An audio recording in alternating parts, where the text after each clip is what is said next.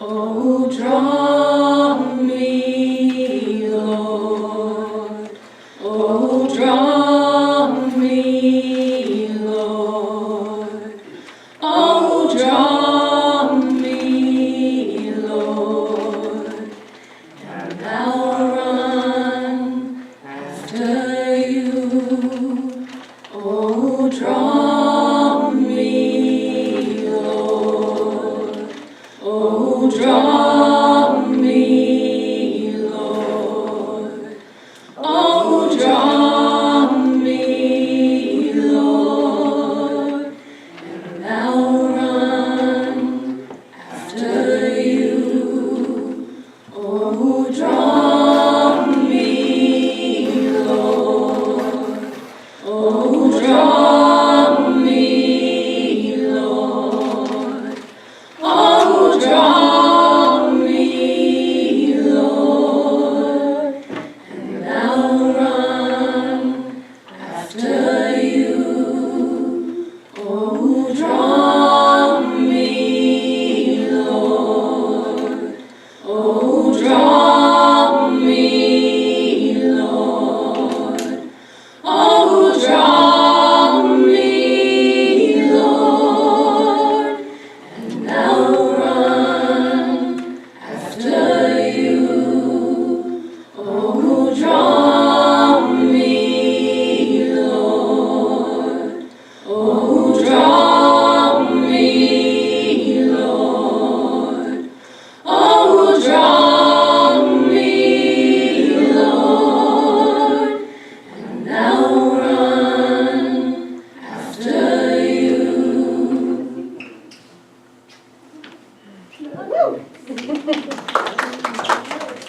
You can sing.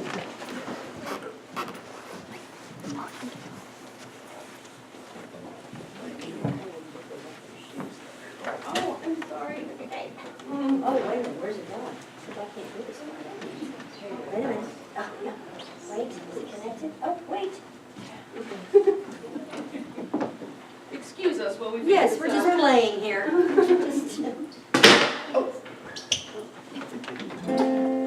Well, come on. Really? Okay, I'm going Announce that you're here. to. Okay. Figured it out. Detangling. This is what we have to do early in the morning. Okay, so we're going to stand and we're going to sing our, let's see if you can see it. There we go. Our joy song, which is "There is sunshine in my soul today." Come on, stand up. Let's have fun with it. I want to hear everybody's voice. There. Oh, yeah, I learned this last week. Here we go. Start right now. Okay. There is sunshine in my soul today. It is glorious and bright, ever glowing with a warming ray. For Spirit is my light. Oh, the sunshine, blessed sunshine, as the peaceful happy moments roll. For I behold the Christ in every face, and the sunshine in my soul. There is springtime in my soul today, and I know that God is here. The notes of peace sing in my heart, the joys of grace appear. Oh, the sunshine, blessed sunshine, as the peaceful happy moments roll. For I behold Christ in every face, and there's sunshine in my soul.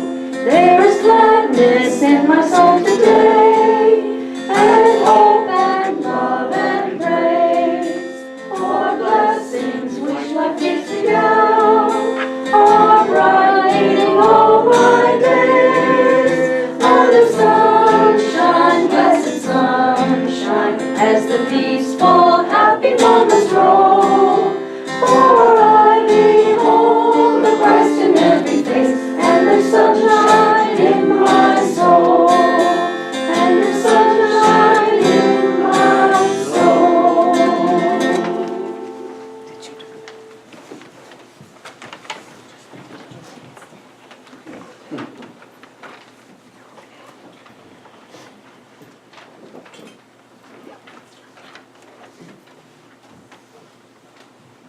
Good morning, and Good morning. welcome to those watching us on Facebook Live. Do we have anyone in the sanctuary new that's joining us this morning?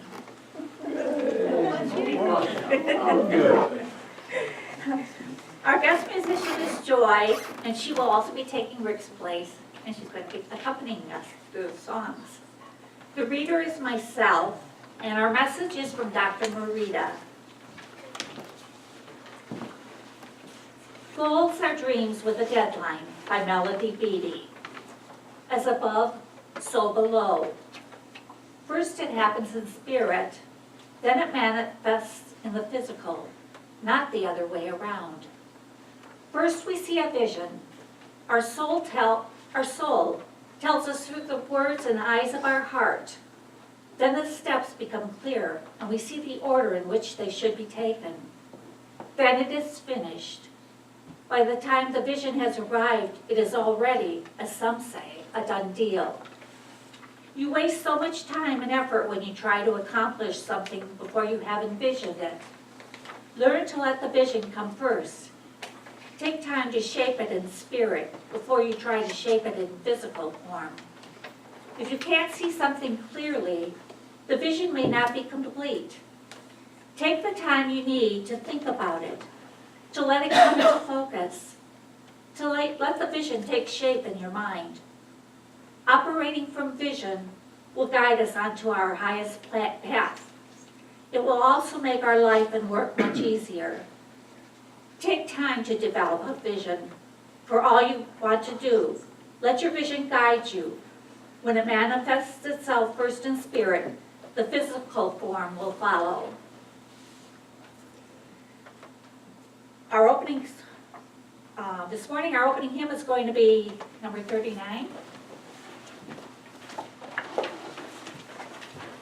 Peace Like a River. Sure. That is number 39, Peace Like a River. Please rise when you're able.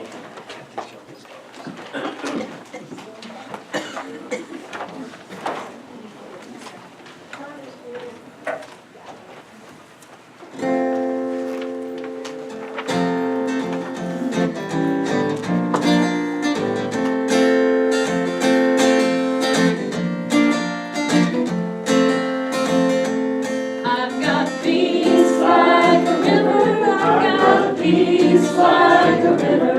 I've got peace like a river in my soul.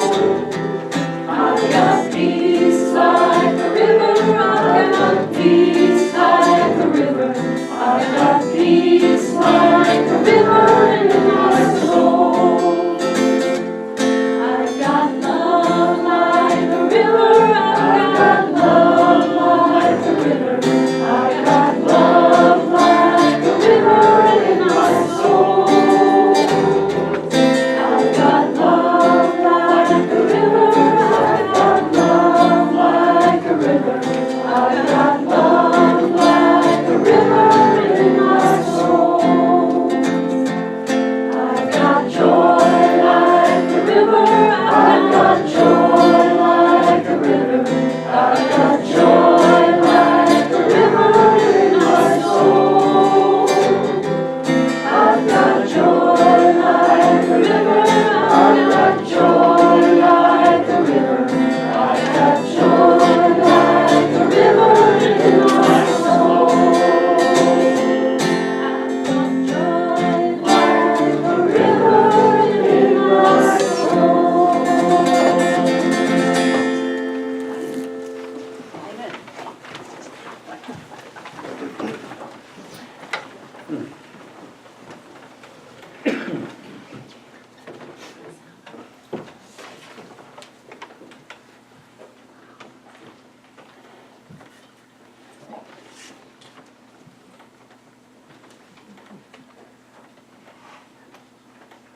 Well, right now, we're supposed to do a Bible verse, of course. But this Sunday, I'm going to change things around just a little bit in this service. I'm going to combine a longer reading of the Bible, after which we will say both our statement of being and the affirmative version of the Lord's Prayer. And then we're going to have Joy's musical interlude. Now, this morning, of course, I'm reading from the Lamb's translation of the Bible. Actually, it's the translation directly from the Aramaic text, and Jesus spoke Aramaic. That was his common language. That was the language of the people. And so it makes a little different approach to the biblical message, an interesting one, certainly. And this is from the book of Matthew.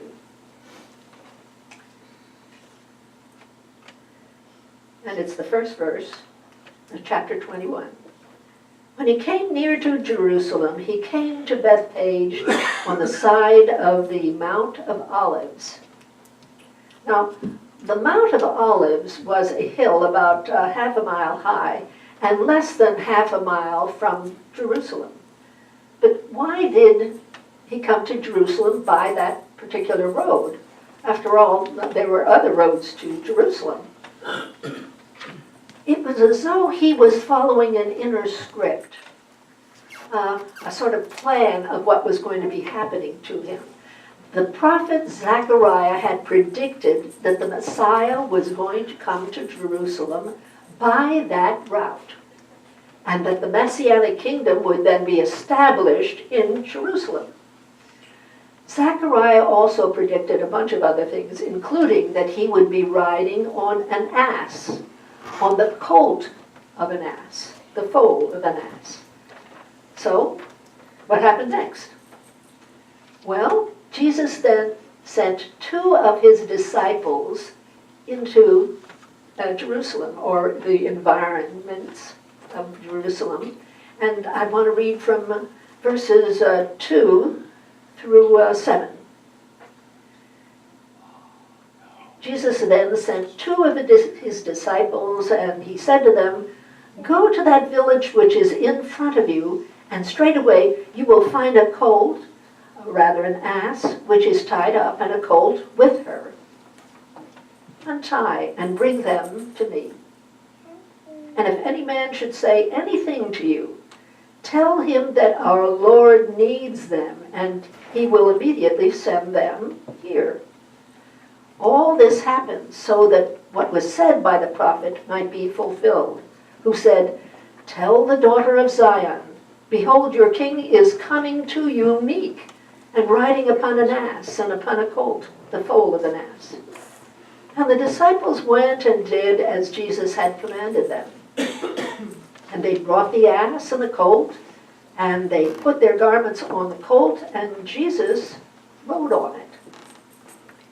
Now, it really was a great honor, believe it or not, to have a holy man borrow one of your animals. So the disciples didn't have any problem asking, and certainly the owner of the colt and the donkey had no problem lending them to these men who were asking, because he was sure that these people were honest, and they would bring that colt back. They would bring the donkey back promptly. Now, in the Near East, when royalty or somebody of great importance came to visit a city, people would clean the streets, they would hang their tapestries from the windows or from the rooftops to decorate things, and they would spread rugs actually right on the street so that this visitor would be greeted in the most wonderful way. And usually there was a delegation of the governor maybe, and the noblemen, priests, and a big crowd of people who would greet this famous person. Usually the visitor was seated on a horse or on a mule. A mule actually was a symbol of strength, and so it was very acceptable to have a mule for the visiting dignitary. But Jesus didn't come that way. He was going over, I'm sure in his mind, the prophecies that had been made about the Messiah, and there were many. Jesus came as Zechariah had predicted, seated on a colt, a young donkey, as a symbol of humility. Unfortunately, sadly, riding a donkey in those countries was a symbol of disgrace and humiliation. Uh-oh. People who were immoral and were being punished for their immorality were put on a donkey and paraded around town so everybody could see their humility. Before coming to Jerusalem, now Jesus had told his disciples not once, but the numerous times that things were going to happen there, and they were not pleasant things. He was to be delivered to the high priest and the scribes, and they would condemn him to death, and then they wouldn't do the deed. The Gentiles would do the deed. That is, the Romans would be the ones who would mock him and scourge him and crucify him. But Jesus always added, on the third day, he would rise. Now, we've made a little beginning into the story, a wonderful story. And so it's time to say our divine science statement of being, which, if you don't know, are in your orders of service. Shall we? God is all, both invisible and visible. One presence, one mind, one power is all. This one that is all is perfect life, perfect love, and perfect substance. I am the individualized expression of God, and am ever one with this perfect life, perfect love, and perfect substance. One more thing. And that's the affirmative version of the Lord's Prayer. Shall we? And that too should be in your orders of service. Now, first page of the hymnal. Excuse me, first page of, I know. I used to be there. Okay, in the first page of your hymnal. Our Father, which art in heaven, hallowed is thy name. Thy kingdom is come, thy will is done on earth as it is in heaven. Thou givest us this day our daily bread. Thou forgivest us our trespasses, as we forgive those who trespass against us. Thou leadest us not into temptation, but dost deliver us from all evil. For thine is the kingdom, and the power, and the glory forever and ever. Amen.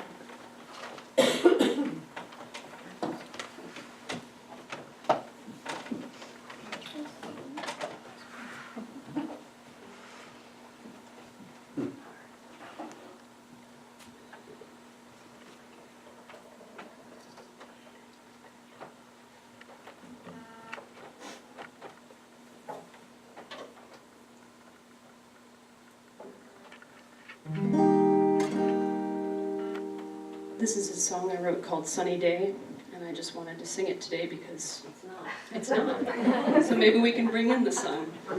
But on a deeper level, it's about if you're ever struggling through a hard time, you always want that sunny day to come, but we have to get through the stormy days to get there. And so you just hold on.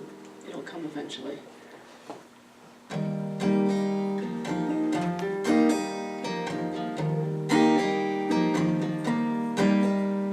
Sunny day,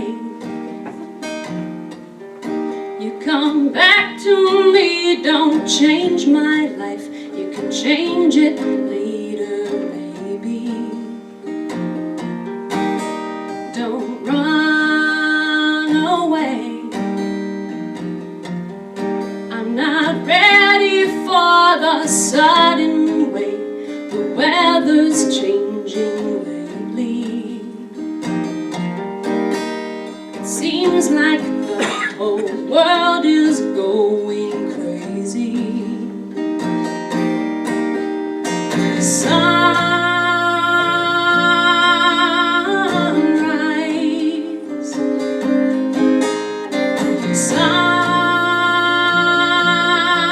sunset, keep moving till tomorrow.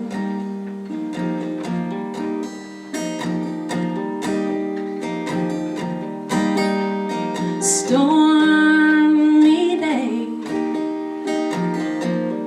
thunder shakes our hearts, but nature needs to do some rearranging.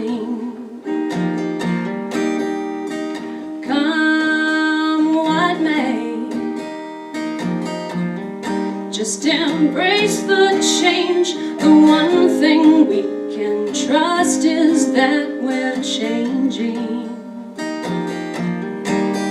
And even this great storm will stop its raging.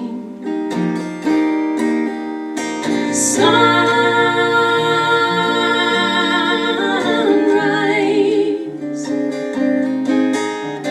sunset, keep moving till tomorrow.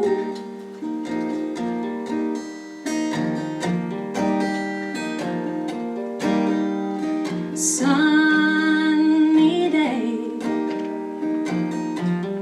you came back to me, you changed my life, but I think my heart grew bigger.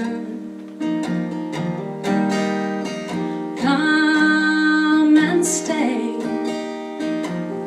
and then you'll have to leave. I know you must move on, that's what I figured. So I'll sit and enjoy you while you linger. Sunrise,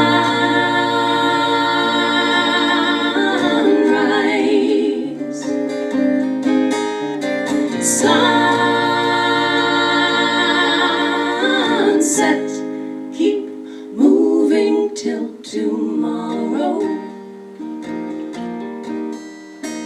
Ooh,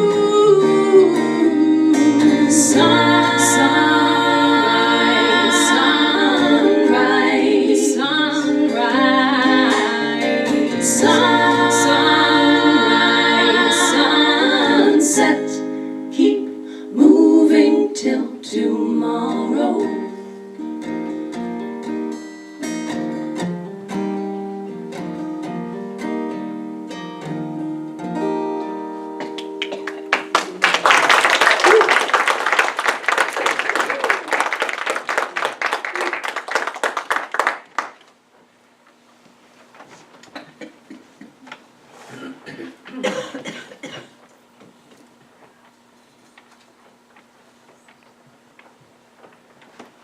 Jesus' choice of riding that donkey into Jerusalem and fulfilling the scriptures actually shook up the disciples. But he must have been trying to make an important point. He was making the point that he was not there to become a political Messiah. You see, the Jews fully expected the Messiah to be a military political leader, a man who would throw off the yoke of the Romans and make their country strong again and independent. They would not be under the thumb of any other country. But Jesus wasn't there for that purpose. He was there to declare his spiritual leadership, not some political leadership that they had in mind. So there he was, riding on the donkey, the colt's back. Jesus entered the holy city. Now, the people of Jerusalem did not know him anywhere near as well as the people of Galilee knew him. In Galilee, he was very well known as a great prophet, and most of all, as a healer. And so a large group of the Galileans who had come to Jerusalem early for the Passover feast, they greeted him as he came into the city. And I want to read about that again from Matthew. This is the 21st chapter. It's the 8th to the 11th verse. Oops, wrong place. Here we go.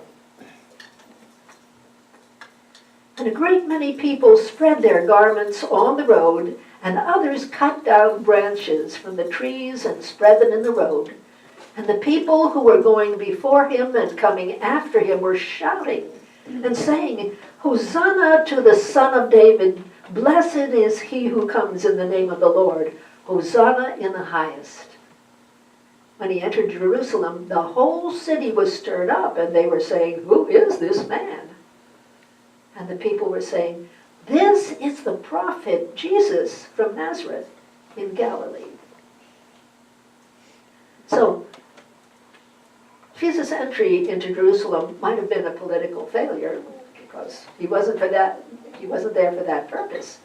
But it was a spiritual success. The people greeted him with such great warmth and excitement, and they were already calling him Son of David. Son of David actually meant Messiah. This is what they were expecting from him. This was the picture they had in their mind about him. The little children even were singing his praises, but where were the religious and temporal leaders? Nowhere. They did not come around at all. They were giving him the cold shoulder because they probably were very afraid of this man. The Hebrews were a rather excitable people. And Passover was of course, the yearly celebration when the Jews threw off the yoke of the Egyptians and escaped into the desert. So they were celebrating freedom. If Jesus happened to say some things about Rome, criticizing Rome and criticizing the conquerors they presently had, and if the Romans, if the Jewish people got excited about this and started really rioting or something like that, the Romans were well known to respond with violence right away, trying to bring order into the city. Riots could break out. And the Roman army was perfectly capable and willing to respond destructively. It had happened before. And as Jesus predicted, it happened again, 40 years after Jesus, of course. But that time, the Jews rioted and the Romans retaliated, came in and destroyed the great temple of Solomon. Well, after the triumphal entry into the city, Jesus went right straight to the temple. And this is what happened. Jesus entered into the temple of God and put out all who were buying and selling in the temple.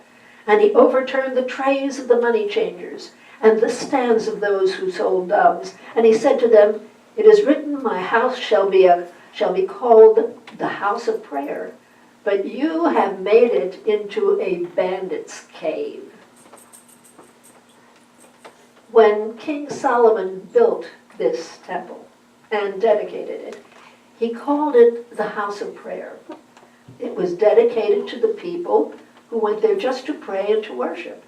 It was not dedicated to people buying and selling animals or doves for sacrifice, or for the businessmen who exchanged foreign money for the temple coins. See, in the temple, they would only accept the coinage, the temple coinage. So these businessmen were earning exorbitant profits from the exchange. The priests and scribes had allowed these businesses into the temple courts because they were getting a very handsome kickback from these vendors. These vendors certainly were supplying items that were needed, part of the worship, yes, but they never should have been right in the temple. And Jesus came along and unceremoniously kicked them out of the temple. The temple was a house of prayer.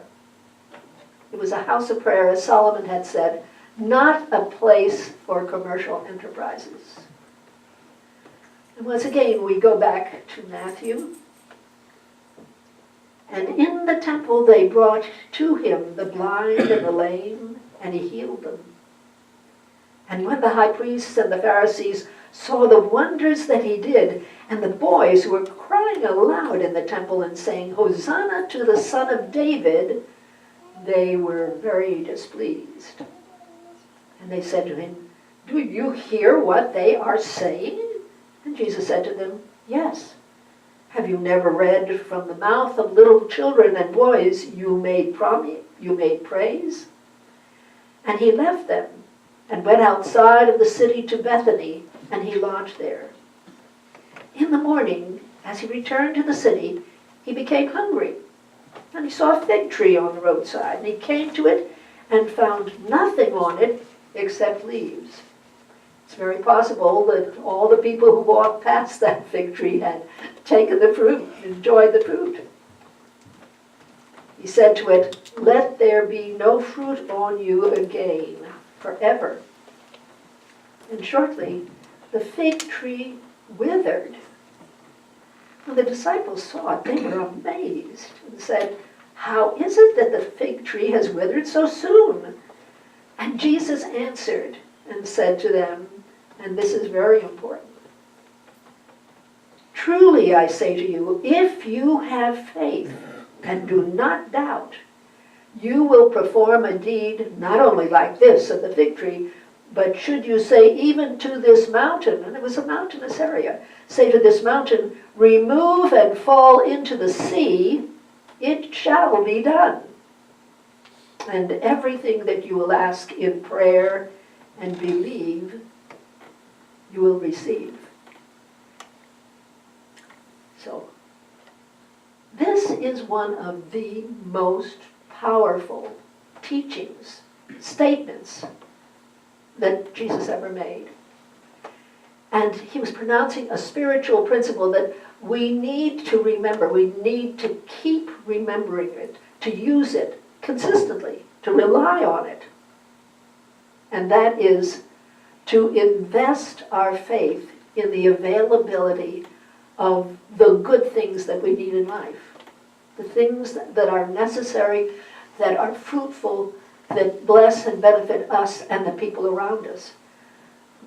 Our belief, our prayer that it become part of our lives will be realized if we have invested our faith in that.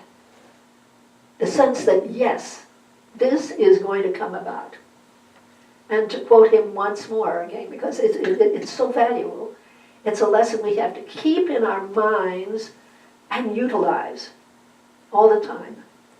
He said, everything that you will ask in prayer and believe, you will receive. After coming back to the temple the next morning, Jesus shared a number of parables with the crowds in there who were milling about and listening to him, but they were all of these parables were veiled criticisms of the scribes and Pharisees. The Pharisees realized that the object of these parables was them. Jesus was saying all sorts of not very pleasant things about them. And oh my, did they want to arrest him. But they couldn't. Because Jesus had proved to the crowds that he was a great healer and he was a great prophet. He'd healed literally thousands of people, crowds, full crowds of people during his ministry in Galilee.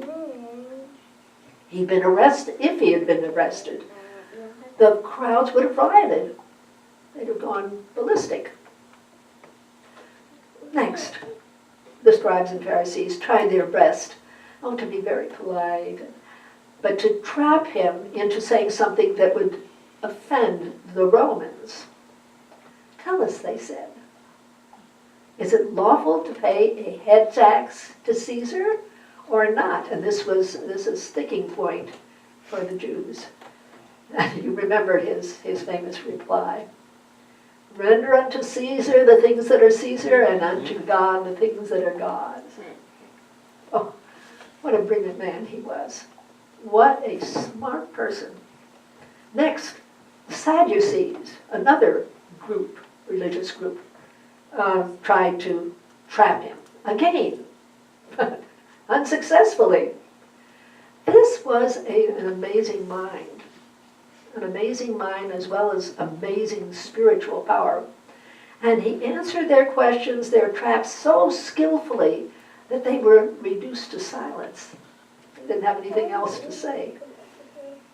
Next, Jesus told the people that they should obey what the Pharisees told them to do. But they should never follow the Pharisees' examples because the Pharisees didn't follow their own rules. They loved the prestige they enjoyed as Pharisees and the respect they got. Oh, and that was at every corner practically. But it was just an ego trip for them. And then Jesus began calling them names. I've always wondered why he did that. This spiritual genius. Why did he call them names? Well, I don't know for certain, but perhaps that was the only way he could really get their attention. They would start thinking about what they were doing. But Jesus began calling them names like hypocrite, and that he said a number of times. Blind guides, fools, liars, whited sepulchres, serpents, murderers of prophets, seeds of scorpions, and this just went on and on.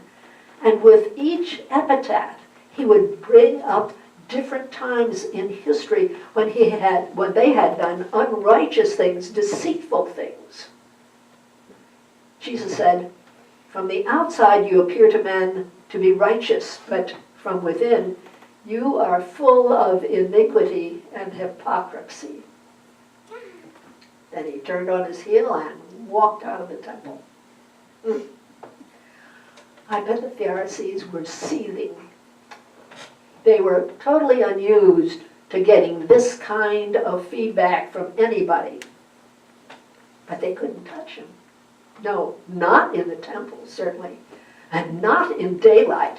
And not with all these supporters around him. But that was when Judas contacted the high priest. What would they be willing to give him if Judas delivered Jesus to them? And they promised him 30 pieces of silver. And that was not a small sum of money back then. People have been wondering for the last 2,000 years, why did Judas do this? Why? I've heard positive reasons and negative reasons. And some of the positive reasons were that he wanted to push Jesus into becoming the Messiah right now. You see, several days had elapsed, and he had been going in and out of the city and in and out of the temple. And Judas was thinking, he's getting cold feet. Let's get him to do this. And right now, Judas felt, he's got to launch the kingdom of heaven on earth now. And I've also heard of negative reasons. Negative reasons like Judas had lost faith that Jesus was the one who had been predicted. Despite all his healing, he was not the right man. Perhaps Judas had in his mind this political leader, and they couldn't see that in Jesus. Well, we have really just begun Holy Week. There's so much yet to come. Really, there's the Last Supper, and the betrayal, and Good Friday. And on Good Friday, during our service, I'm going to include a surprising description of what Jesus really looked like. Now, you would imagine that a Middle Eastern man would have an olive complexion, dark hair, and so forth and so on. But that doesn't seem to be the case. I'm going to be talking about that. But for now, let's acknowledge that Jesus was consciously following a plan. It was a plan that had been predicted by some of the great prophets of his faith for far longer than 1,000 years. And in their mind, and in his perhaps, the teachings and his sacrificial death would change the face of Judaism, would transform Judaism, renew Judaism. And of course, Judaism was the faith of his fathers. You remember the story about the Canaanite woman who asked for help for her daughter, and she was told by Jesus that he was sent only to the lost sheep of the house of Israel. we don't know if he ever really realized that he would single-handedly change the course of history. But of course he did.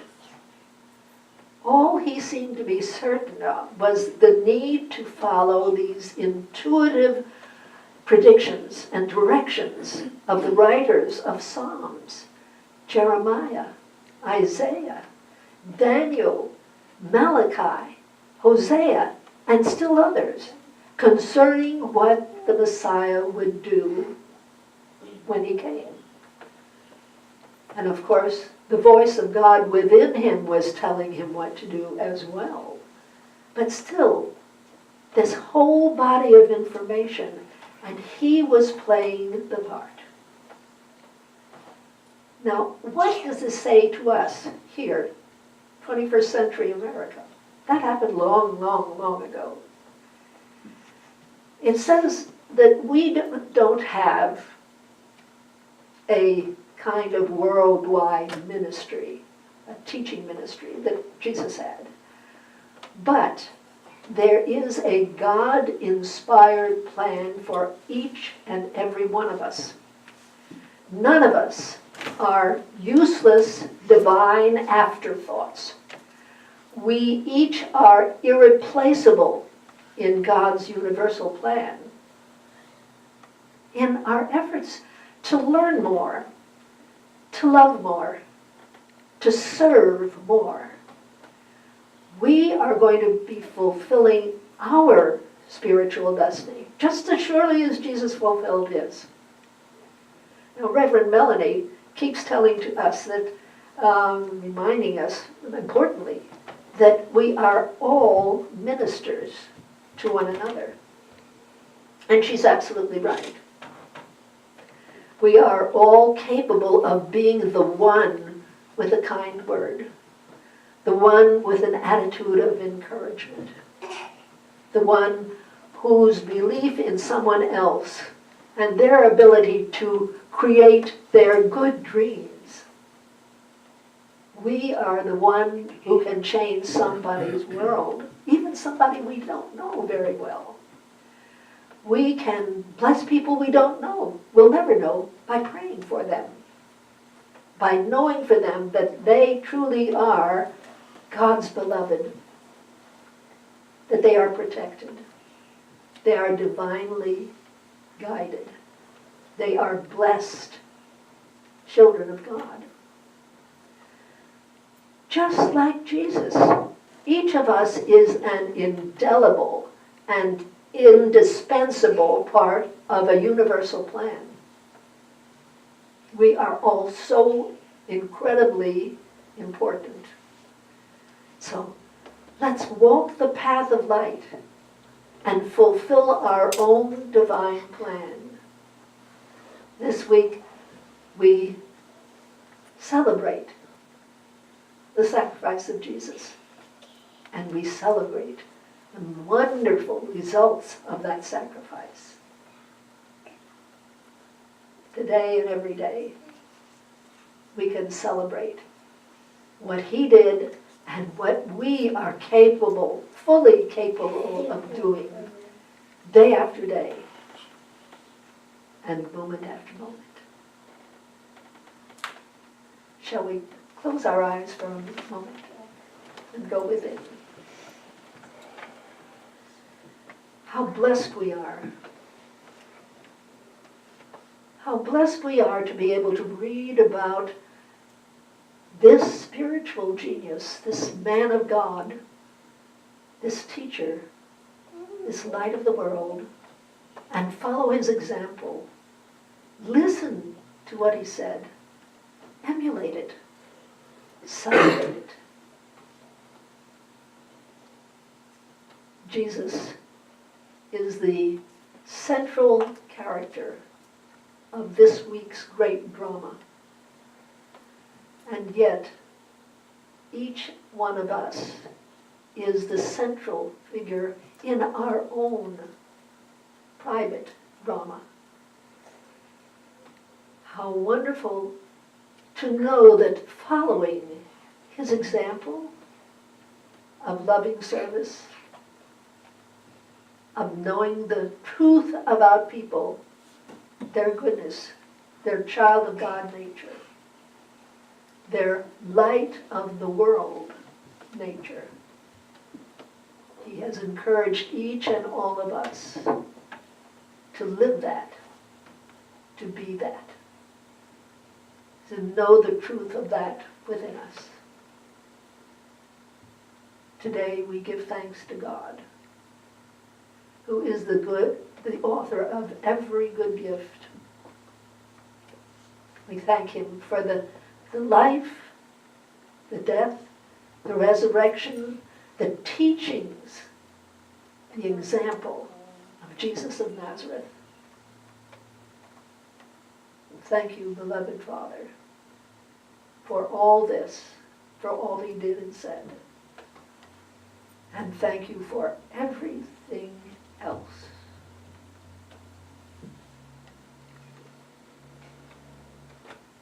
Amen.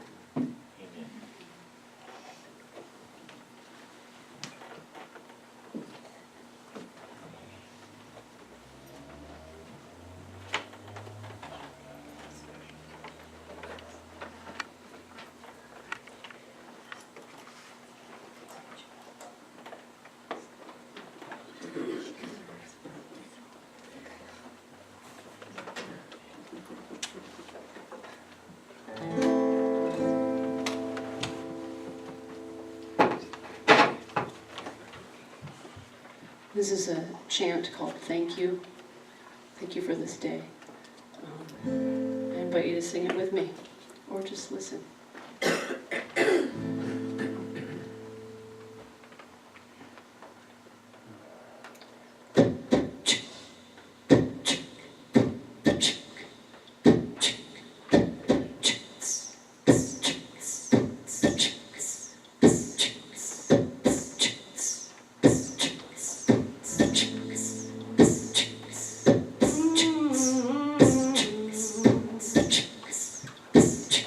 Thank you for this day, thank you for this day. Thank you for this day, Lord, thank you for this day.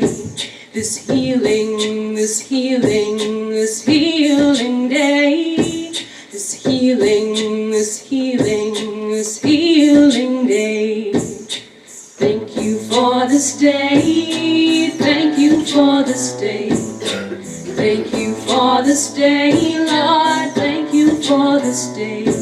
This healing, this healing, this healing day. I'm not gonna go flat this time, I went very flat. Thank you for this day, thank you for this day. Thank you for this day, Lord, thank you for this day. This healing, this healing, this healing day. This healing, this healing, this healing day. Thank you for this day, thank you for this day. Thank you for this day, Lord, thank you for this day. This healing, this healing, this healing day. This healing, this healing, this healing day. I'm grateful for the sunshine, I'm grateful for the rain. I'm grateful for the laughter, I'm grateful for the pain. And even in the face of apathy, I know I have to care. 'Cause what I take for granted is someone else's prayer. So thank you for this day, thank you for this day. I wanna thank you for this day, Lord, thank you for this day. I want this healing, this healing, this healing day. I want this healing, this healing, this healing day. I wanna thank you for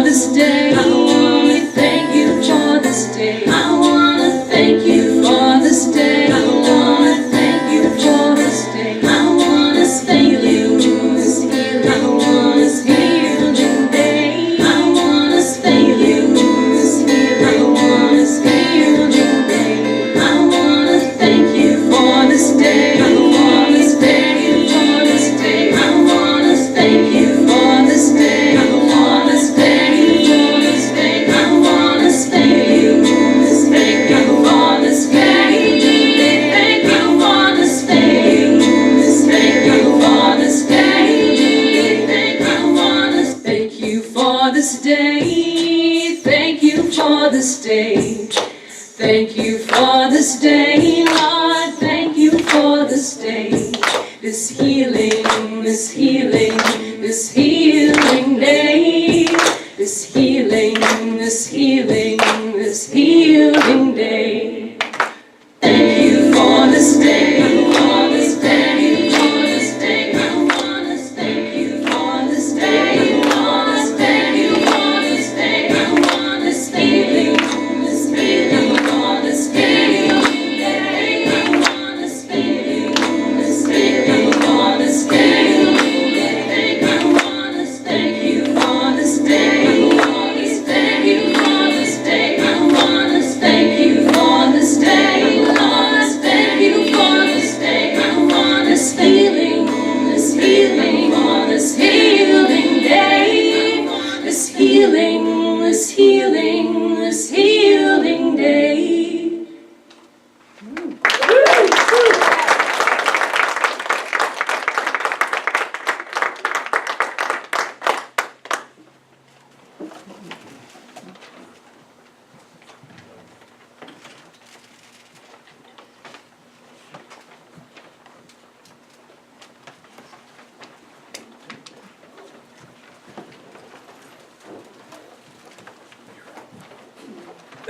Now it's the time in our service for the blessing of the gifts. Would the ushers please bring the baskets forward?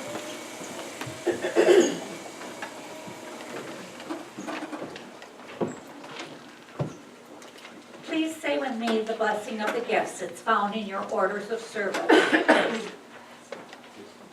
Today, I acknowledge God, omnipresent, as the source of all good, as the source of my good. With this acknowledgement, I accept His will, which is abundance in every aspect of my life. I release all thoughts of lack and limitation, and I am open and receptive to the increased flow of abundance to me right now. I joyfully accept the gifts of life and give freely of the special gift that I am. Through me, God omnipresent, blesses and multiplies this gift for all. Thank you, dear God.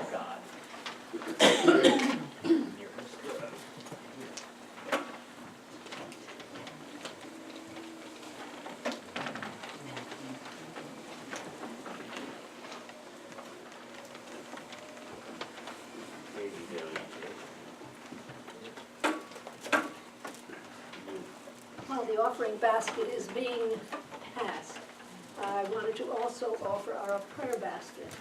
And for those of you who come every Sunday, or often, we ask you to take one of these little pieces of paper that has a name on it and pray for that person throughout the week. You will be blessing yourself at least as much and perhaps more than that other person, knowing that God is with them, that God is helping them, because that's God's nature, love.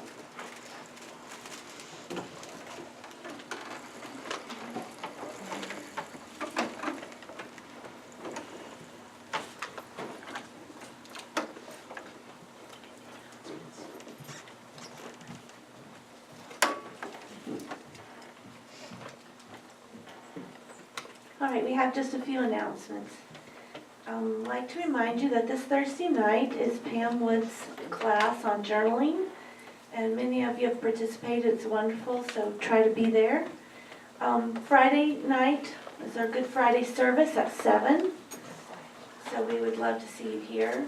Our sunrise service will be at 7 a.m. on Easter morning, and we'll follow that with our regular service at 11. I plan to be at both, so maybe you can try to be at both. That would be fabulous. Our flowers are sponsored today by Laurel. They are very lovely for Jan's birthday.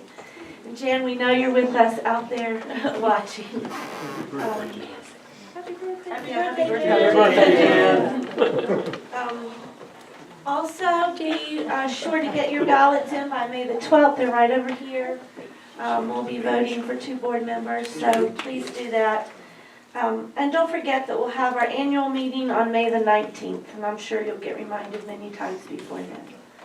Is there anything else that someone would like to remind us about? Oh, yeah. Yes. One thing. Okay.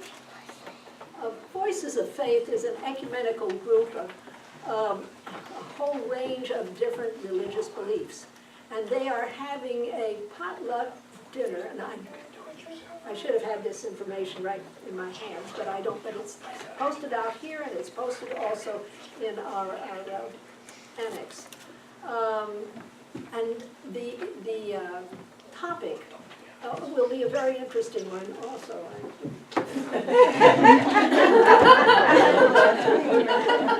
Something ecumenical. I can tell you. But it looks very interesting. And these voices of faith groupings are wonderful because Hindus and Buddhists and the whole range of Christian beliefs come to them, and Jews, Muslims, and so forth and so on. Fascinating stuff. So I urge you to look at it. I had my mind on this stuff here instead of that. But it's going to be, let's see, toward the end of the month, that on a Sunday, when we will be getting together for a potluck lunch and having It's the 28th.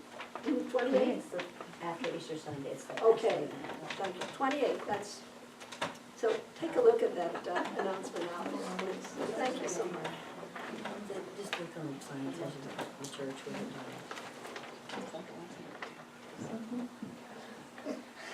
it's Are we doing the closing hymn now? Yes, Okay. it's good for one. It's number 36 in your hymnal. No, not yet. Oh, we're not. Never mind. You can prepare.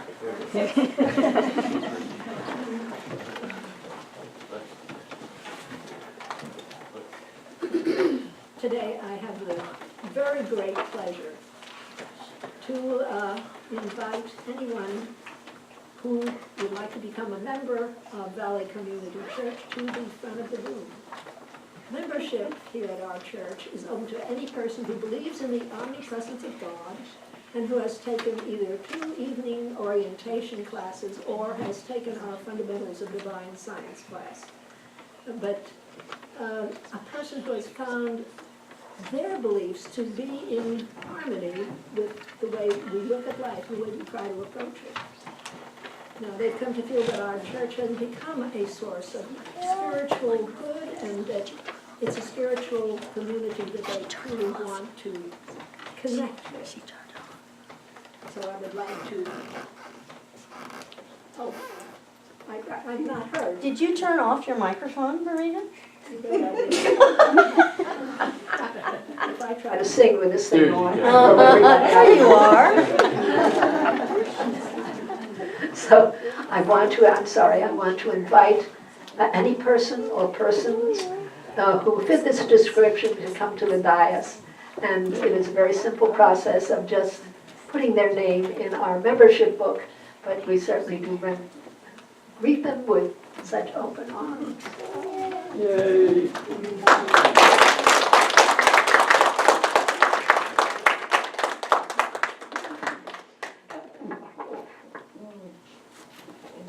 Oh, thank you. I'm in the right place now. Today is the 14th.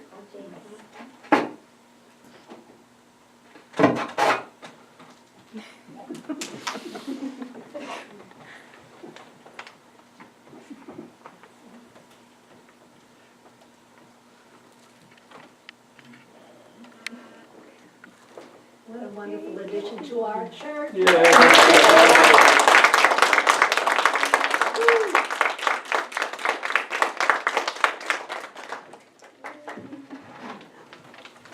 Now it's yours.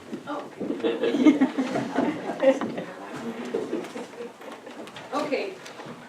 It's number 36 in your hymnal. Number 36, he's got the whole world in his hands. And we're going to do verses 1, 2, and 3. And it goes by really fast, so I'd like to do verses 1, 2, and 3 twice. Is that okay? Because it goes by really fast. I don't know how fast you usually sing it, but I sing it really fast. 'Cause it's rocking, it's spiritual, you know?